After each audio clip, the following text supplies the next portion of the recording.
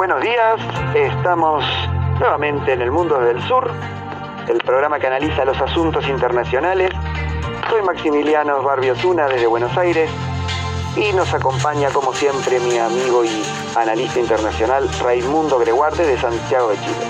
Hola Raimundo, ¿cómo va todo por allá? Por acá todo bien, una semana relativamente tranquila y bueno, como chileno un poquito ansioso porque ya estamos a jueves y el domingo es el plebiscito, así que vamos a ver qué pasa ahí, pero lo demás bastante bien y disfrutando la vida. Creo que es importante que no nos conformemos, que tengamos como paradigma esencial aprender a disfrutar con lo sencillo. Exacto, sí, a veces es difícil de lograr, pero el objetivo siempre es ese y sí. Bueno, cuando se cumple uno piensa que ha cumplido alguno de los cometidos en la vida, ¿no? Sí, es aprender a disfrutar con cosas tan bonitas y sencillas como ir a un parque, qué sé yo, sentarse en un café a mirar a la gente caminar, escuchar los pájaros cantar y despegarnos un poco a veces de las tecnologías. Sí, coincido. Pero nuestro deber es seguir viendo cómo marcha el mundo y tratar de extraer lo que nos parezca interesante para analizarlo, para llevárselo a nuestros oyentes que para algo nos siguen, supongo. Sí, por lo mismo que igual, aunque queramos, no podemos y siempre tenemos que estar ahí metidos en el computador o en el teléfono buscando noticias, novedades. Y me imagino que tú algo de eso nos vas a traer ahora. Sí, pero lo hacemos con placer, eso hay que decirlo. Sí, nos encanta esto, nos apasiona, es un placer. Sí, tengo novedades de la guerra entre Rusia y Ucrania. Está cambiando un poco la esencia de la guerra. Por ejemplo, el discurso del presidente Zelensky, el presidente ucraniano, ya no habla de negociaciones con Rusia, sino se habla de obtener una victoria total, así lo dijo, con esas palabras. Lo que supone que la guerra va a dar para largo. Además, Ucrania está usando armas más letales, ha llegado a atacar territorio ruso, cercano a las fronteras, ha llegado a atacar la península de Crimea, tomada por Rusia desde 2014, es decir que tiene armas de largo alcance y más letales. Esto significa que la OTAN le está proveyendo de armas más contundentes y bueno, esto puede llegar a hacer que se cruce una de las líneas rojas que puso Rusia de que no le envíen armas letales a Ucrania para esta guerra. Paralelamente, Rusia ha logrado superar las voladuras de los puentes, porque en el sur de Ucrania el gobierno ucraniano voló varios puentes para evitar que los tanques rusos pasaran a través de la provincia de Gerson, y ha logrado penetrar la provincia de Nikolaev. ¿Qué tiene eso de importante? Que es la provincia que limita con Odessa, el principal puerto ucraniano del Mar Negro. Así que si Rusia logra seguir avanzando por el sur, puede llegar a tomar ese puerto. Ahí está muy bien defendido, por supuesto, pero bueno, ya el curso de la guerra cambiaría. Sí, sería sería algo claro, el puerto de esa es clave. Claro, es la única salida que tiene Ucrania al mar, la única salida importante porque el mar de Azov ya ha sido tomado por Rusia. También Rusia le otorgó visados y facilidades a los rusoparlantes, tanto en los países bálticos, los países bálticos son Letonia, Lituania y Estonia, cuyo 25% de la población son rusos o de habla rusa. Eso puede plantear un problema demográfico en los países bálticos, ¿no? Así que bueno, también incorporó los soldados del Donbass, los está empezando a incorporar al ejército ruso. O sea, los separatistas ucranianos los está reconociendo como combatientes rusos. Así que bueno, la guerra está empezando a movilizarse para otro lado y ya Zelensky no tiene tanto interés en pactar una retirada rusa o un alto al fuego, sino que apuesta en este momento, según dijo, por la victoria total, que parece muy lejana para el lado ucraniano. Sí, se está confirmando lo que muchos pensaban, que esta guerra tiene para largo, así que una lástima y bueno, ojalá que en algún minuto prime la cordura y esto termine. Seguro. Yo voy a ir más al norte de Ucrania y más al norte de Rusia. Vamos a ir al Ártico. Sí. Porque tengo una novedad. A ver. Resulta que Estados Unidos va a nombrar a un embajador ártico. Ajá. Que será el primero de este país. Y el objetivo es que este embajador de Estados Unidos del Ártico se comprometa y trabaje con los otros 7 países que tienen territorio en el Ártico, ya sea digamos, mar o tierras. Me refiero a Canadá, Dinamarca, Finlandia, Islandia, Noruega, Suecia y Rusia. Pero esto es lo interesante. Finlandia y Suecia no tienen costa en el Ártico. No, pero están ahí. Sí. Están cerquita, están incluidos en este, no sé, en este foro, no sé cómo llamarlo. Uh-huh. Y lo importante es que no solo van a trabajar con estos países, sino que también con comunidades indígenas del Ártico. Uh-huh. Me imagino que principalmente los esquimales, no sé. Y con otras partes interesadas. No sé a qué se refiere con esto último. Esto es una respuesta a la presencia rusa, que lleva mucho tiempo, obviamente, y a la presencia china, que últimamente ha estado cada vez más metido, involucrado en este asunto, especialmente a través de estaciones de investigación que están funcionando en el Ártico. Claro, y también las nuevas rutas comerciales que se abren para el comercio chino. ¿Te acordás cuando hablamos del Ártico que lo mencionamos? Exactamente, hace ya varios programas atrás hablamos sobre esto. Maximiliano, de hecho, presentó este tema y confirma esta noticia que el Ártico va a ser, especialmente con el cambio climático, va a ir adquiriendo cada vez mayor importancia, sin contar todavía la existencia de los recursos naturales. Claro. Así que estaremos siguiendo este tema y a ver qué pasa. Sí, pues puede haber otro foco de tensión entre Rusia y la OTAN en el Ártico también. Tal cual. Bien, yo tengo una noticia sobre crecimiento demográfico. Corea del Sur tiene la tasa de natalidad más baja del mundo. Del mundo. Oh.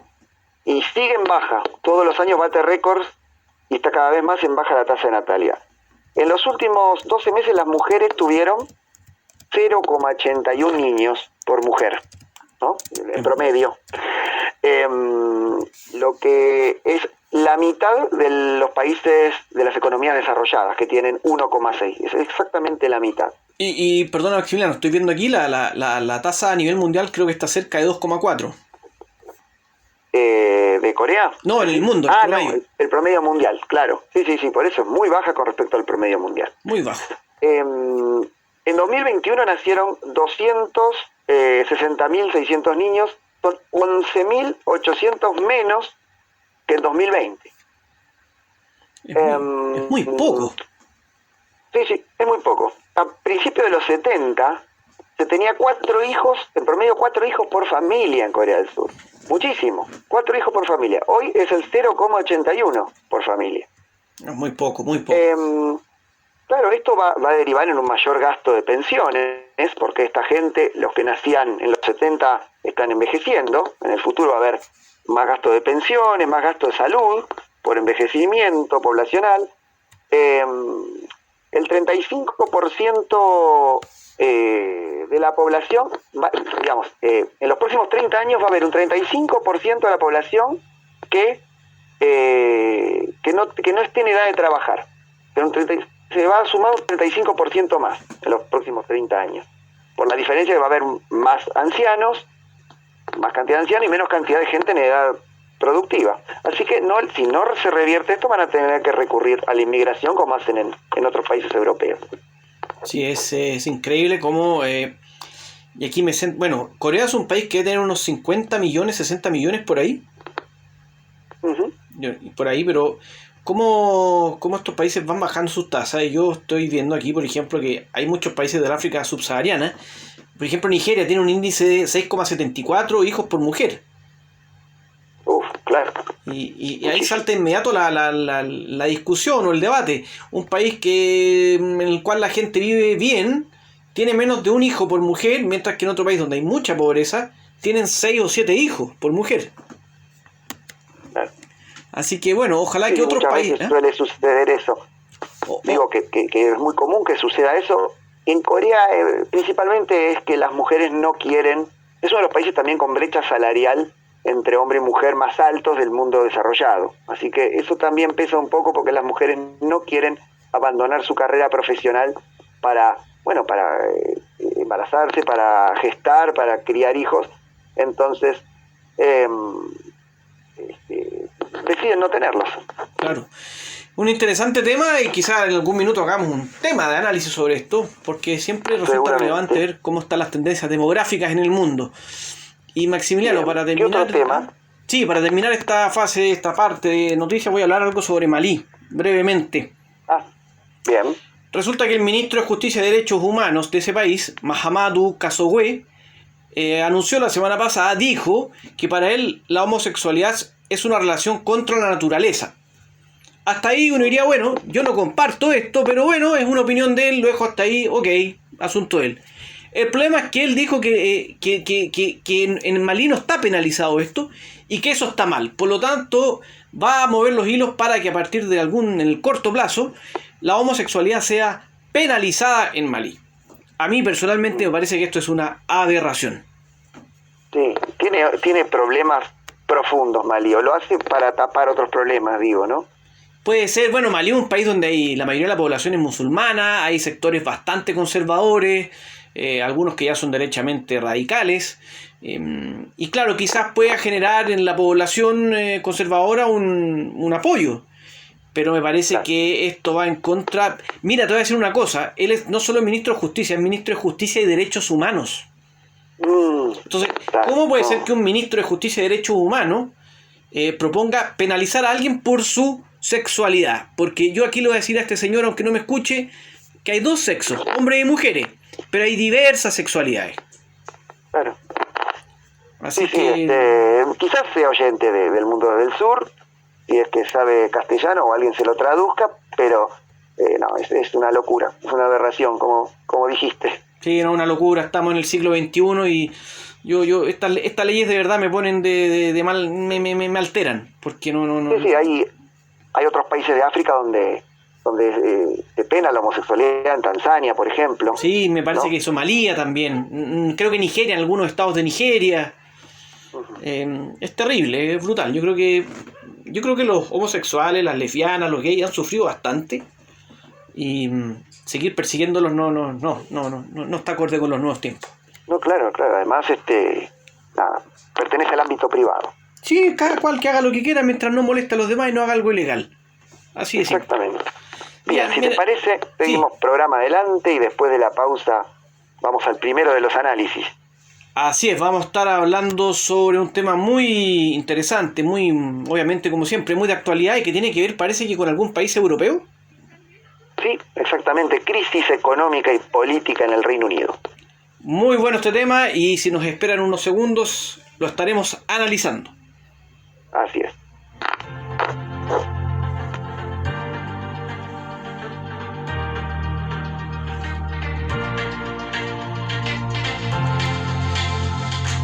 Estamos de regreso ya, segundo bloque del programa 76. Estamos hoy a 1 de septiembre, comienza el 9º mes del año. Maximiliano, ¿cuál es la crisis que está viviendo el Reino Unido? Bueno, en este momento, por primera vez en 40 años, la inflación superó los 2 dígitos, ya pasó el 10% anual. La caída del salario está en el nivel más bajo en décadas. Hay huelgas de transportistas. El Sistema Nacional de Salud, que comparado con Estados Unidos hace varios años, hay un documental que lo compara, bueno, en este momento está al borde del colapso, está en su peor momento. La enorme sequía, que acá ya no depende de un tema político o económico, sino ambiental, la sequía de los ríos, como sucede en varios países de Europa, también está afectando al Reino Unido. Y ahora el 5 de septiembre se elige al nuevo primer ministro, quien va a ser el reemplazante de Boris Johnson. Uno piensa, bueno, la pandemia, la guerra en Ucrania, ¿qué más? Bueno, el cambio climático, el Brexit, son los principales motivos. Bueno, no tanto, pueden haber influido y mucho, pero yo creo que en realidad el principal motivo de este problema económico que tiene el Reino Unido es que desde 2010, que asumió el gobierno conservador, tras el estallido del sistema financiero, ¿no? La crisis de las hipotecas de 2008-2009, bueno, que siempre estuvo en contra del déficit fiscal, ¿no? De reducir el déficit fiscal, bueno, ha desinvertido en el Estado, en el gasto estatal, en lo que se llama el gasto público, y eso ha creado esta crisis, ¿no? Que se ha visto muy, muy profundo durante la pandemia. El sistema de salud le costó mucho responder antes de la demanda del aumento de casos de COVID. La baja de gasto público, bueno, ha sido letal en todos los ámbitos. No se han construido reservorios de agua desde que se privatizó en los 80. La población creció, pero no se construyeron nuevos reservorios de agua, y ahora que hay sequía se está viendo. La reducción de inversión de salud de 2010 produjo que es el país con menos camas por habitante en los hospitales de todos los países desarrollados. Reino Unido es el que menos población por cama tiene. Este es un punto interesante, o sea, y preocupante, obviamente. Sí, claro. Y además la pobreza energética, ¿no? La mayoría de la gente tiene que destinar un 10% de sus ingresos para pagar el gas y la electricidad. Esto lo agravó, por supuesto, la guerra en Ucrania, ¿no? Claro. Mientras las empresas energéticas están teniendo ganancias récord por la suba de los precios de los hidrocarburos, como bien sabes. Bueno, entonces acá al oficialismo se le presenta un dilema, ¿no? ¿Quién puede llegar a ser el sucesor de Boris Johnson? Bueno, entre los candidatos que ahora el 5 de septiembre, entre unos días, se van a decidir, a ver, se va a optar, uno es Liz Truss, que es la canciller, que es que promete reducir alrededor de 36.700 millones de libras en impuestos y a empresas y a personas multimillonarias para estimular las inversiones, según ella. Existe otro candidato que es el conservador Rishi Sunak, que es el ex ministro de Economía, es más prudente, también propone reducir el gasto público, como suelen hacer los conservadores, pero es más prudente, no tira esas cifras tan abultadas. Por último tenemos al candidato al otro partido, el laborista, que asumió en febrero, se llama Keir Starmer, y bueno, tiene un perfil bajo, no tiene el perfil alto como que tenía su antecesor Jeremy Corbyn, no sé si te acordás, que tenía propuestas sociales bastante interesantes. Sí. Y acá quiero hablar de algo y con esto ya finalizo, que me preocupa, que el fin de semana pasado, en un portal norteamericano que se llama WSWS, que significa World Socialist Website, hay una nota sobre este tema en el cual asegura que el candidato laborista, Starmer, respondió a la BBC en febrero y estaría dispuesto a usar armas nucleares contra Rusia, y su respuesta fue of course, por supuesto que sí. Claro. Esto fue 2 semanas antes de la guerra de Ucrania. Jeremy Corbyn a la BBC le había dicho en 2015 que jamás usaría armas nucleares en el extranjero. Liz Truss, la canciller actual, también llamó a bombardear Rusia con armas nucleares. Lo dijo ni bien empezó la invasión de Ucrania, y eso provocó el rechazo de Moscú. Así que en realidad el lobby bélico parece que presiona para que se elija o al laborista Starmer, que dijo que of course usaría armas nucleares contra Rusia, o a Liz Truss, que también llama a usar armas nucleares contra Rusia. Así que veremos a quién eligen como candidato, pero la crisis económica y política en este momento que tiene el Reino Unido es inédita en varias décadas por todo lo que mencioné, ¿no? Sí, bueno, el Reino Unido es un país importante y obviamente siempre hay que estar atento a lo que ocurre, pero muchas veces en nuestros países se mira hacia estos países desarrollados como si no tuviera problemas, y la verdad es que los tienen. Claro. Y yo creo que esto va a ir aumentando en la medida que siga extendiéndose la guerra entre Rusia y Ucrania, y lo que estamos viendo, el tema energético por el cambio climático también. Sí, seguro, claro. Igualmente, con respecto a lo que vos decís, a veces en comparación, los problemas, digamos, un 10% anual en Gran Bretaña, en Argentina sería un lujo. Claro, la inflación. Claro. Sí, o por ejemplo... Lo que hablabas de las camas por persona, seguramente esos números igual son mejores que los de nuestros países. Sí, en realidad el sistema de salud argentino está bastante devastado, pero siempre tuvo un sistema gratuito, digamos, no es tan malo, quizás tiene muchas deficiencias. El sistema británico siempre fue muy bueno. Mira, la caída es estrepitosa, ¿no? Creo yo. Mira, de hecho te podría decir justamente que qué bueno que tocaste este tema, porque te podría decir que hay un índice de prosperidad ¿ya? Que mide una serie de variables, entre ellas está la salud. Ajá. ¿Ya? Y a nivel mundial, Argentina no está nada de mal. Creo que está en el lugar 42. Sí. Está mucho mejor que, por ejemplo, que varios países desarrollados, como por ejemplo Estados Unidos. Ajá. Mejor que por ejemplo que Qatar, que Emiratos Árabes Unidos. Así que la salud en Argentina no está bastante bien, por lo visto. Sí, pese al magro presupuesto y a los recortes, sí, hay que reconocer que tiene sus méritos si los comparamos con otros países, ¿no? Sí, claro, está bastante mejor que muchos países del mundo. Siguiendo con este paréntesis y con este término, ¿podrás imaginarte cuáles son los mejores países latinoamericanos en este ítem? Costa Rica, Uruguay. Exactamente. Costa Rica y Uruguay, como siempre, ahí sacando la cara por Sudamérica. Fin del paréntesis. Bien. Así que bueno, veremos a quién van a elegir el 5 de septiembre en el Reino Unido como primer ministro.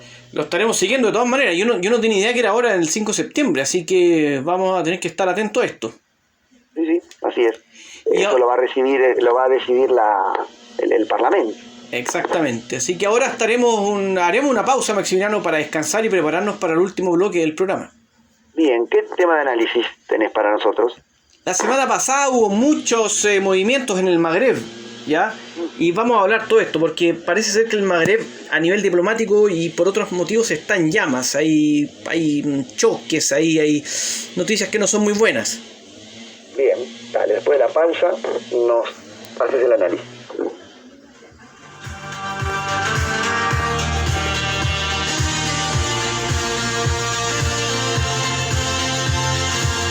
Seguimos en El Mundo del Sur, programa número 76.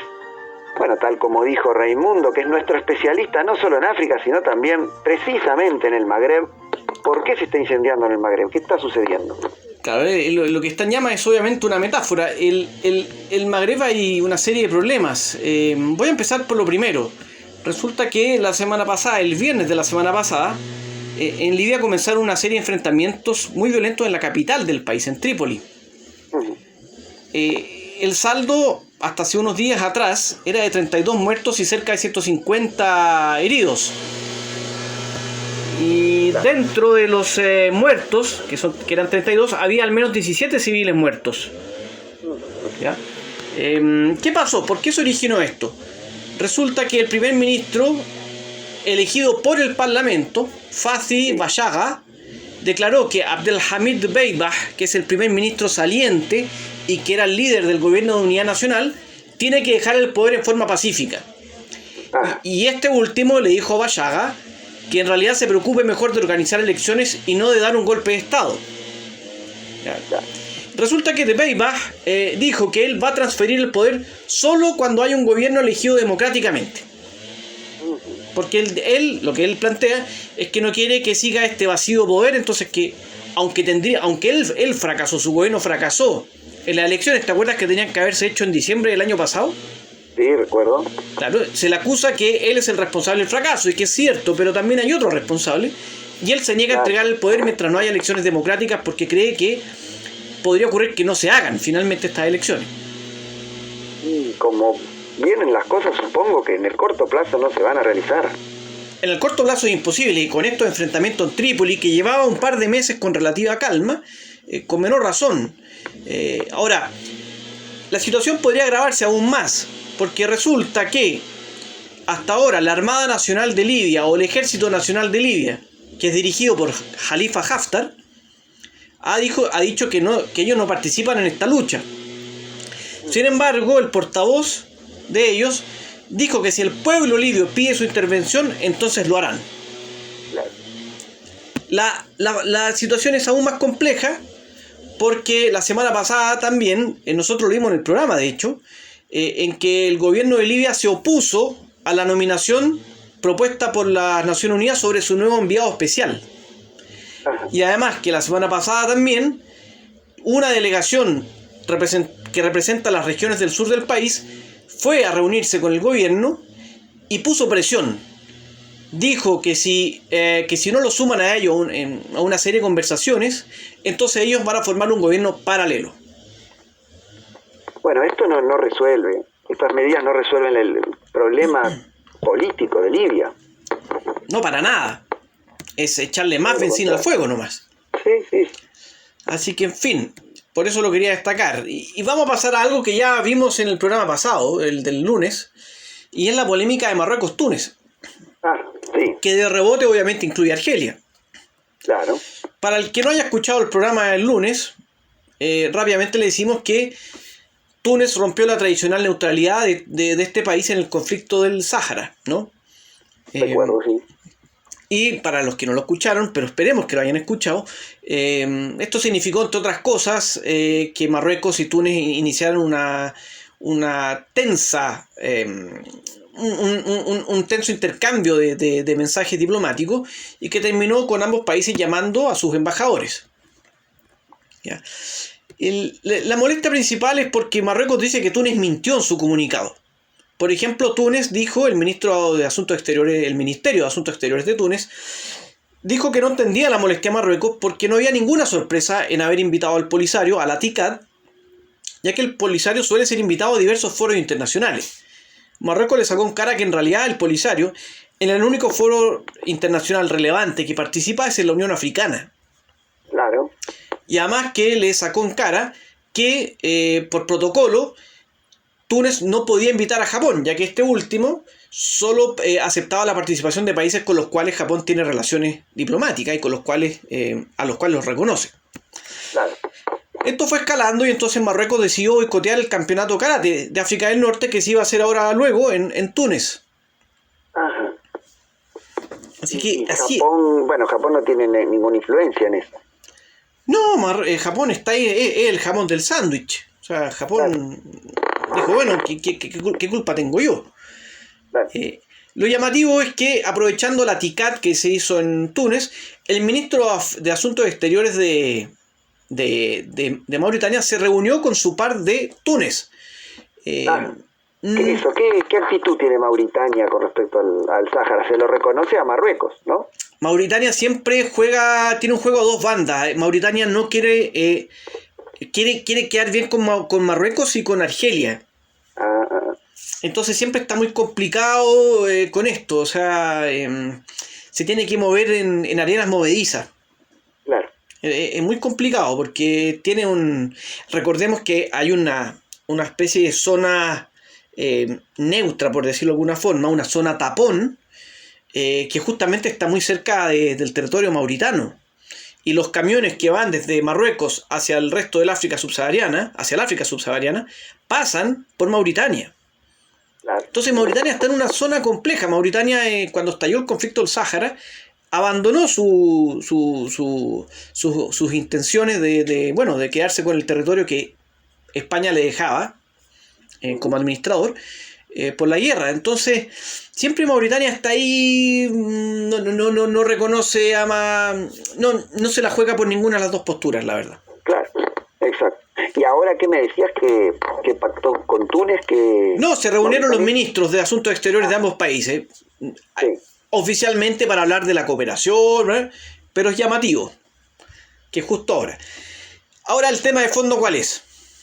Que se supone que esta rivalidad se originó por lo que mencionamos en el programa anterior, que es el tema de fondo es que Túnez, un país que está en crisis política. Recordemos que el presidente ha sido acusado de estar iniciando una especie de vía autoritaria dictatorial.